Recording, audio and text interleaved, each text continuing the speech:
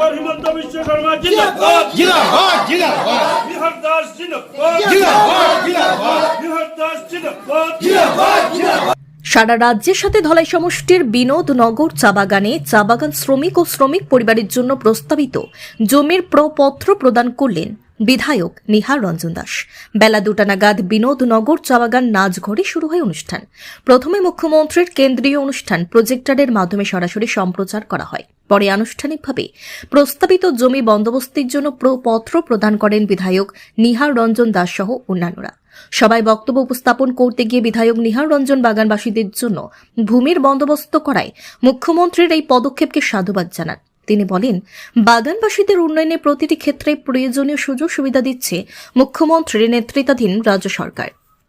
সবাই অন্যান্যদের মধ্যে উপস্থিত ছিলেন বাগান ম্যানেজার চন্দন প্রসাদ কর্মী, পালংঘাট উন্নয়ন খণ্ডের আধিকারিক কবেরী বরগোহাই, শিলচর সদর সার্কেলের তরফে উপস্থিত ছিলেন LRA ইমরান হোসেন লস্কর, বিজেপির ধলাই সমষ্টির প্রভারী রাহুল ভট্টাচার্য প্রমুখ।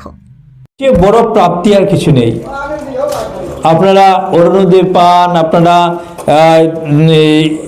SHG গ্রুপের সদস্য হিসেবে 10,000 টাকা পেয়েছেন, অনেকে 5,000 টাকা করে সম্মান পেয়েছে। এই বাগানে এখনো আসেনি, আসবে, অনেক কিছু আছে।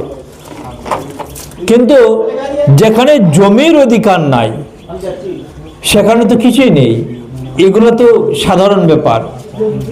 চা বাগানের শ্রমিকরা আজ পর্যন্ত জমিতে তাদের নিজস্ব অধিকার পায়নি। আপনারা যে এখন যে ঘরে আছেন, যে জায়গাতে আছেন, এটা কার জায়গা? এটা বাগানের জায়গা। মালিক আপনি না, এটা মালিক কে? বাগান কর্তৃপক্ষ। বাগান সরকার থেকে লিজ নিয়েছে জায়গা, আর আপনারা এখানে বসবাস করেন। এজন্যই আসামের মাননীয় মুখ্যমন্ত্রী হিমন্ত বিশ্ব শর্মা সিদ্ধান্ত নিয়েছেন যে বাগান শ্রমিক যারা আছে, বাগানে যারা বসবাস করে, তাদেরকে পাট্টা দেওয়া হবে। আপনাদেরকে আজকে ফর্ম দেওয়া হবে, এরপর পাট্টা দেওয়া হবে। এই জমিতে আপনাদের অধিকার থাকবে, এটা আপনাদের নিজস্ব জমি হবে।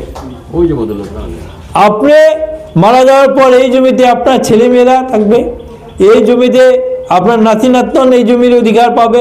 বাগান কোনোদিন এসে বলবে না যে এই জমি আমার, তোমরা উঠে যাও, কখনো বলতে পারবে না, কখনো বলতে পারবে না। এই জমি বন্ধক দিয়ে, ব্যাংকে বন্ধক দিয়ে ব্যাংক থেকে লোন নিতে পারবেন আপনারা। আমি আমার বাস্তব অভিজ্ঞতা আছে। 25-26 বছর আগে আমি বাগানে চাকরি করেছি। রুসকান্দি চা বাগান চিনেন তো আপনারা? রুসকান্দি চা বাগানে আমি অ্যাসিস্ট্যান্ট ছিলাম, ছোট সাহেব। আমি ওয়েলফেয়ার অফিসারের দায়িত্ব পালন করেছি। আমি তো আমার চাকরি জীবনে দেখেছি যে তুমি বাগানে থাকো, বাগানে কাজ করতে হবে। বাগানে যদি কাজ না করো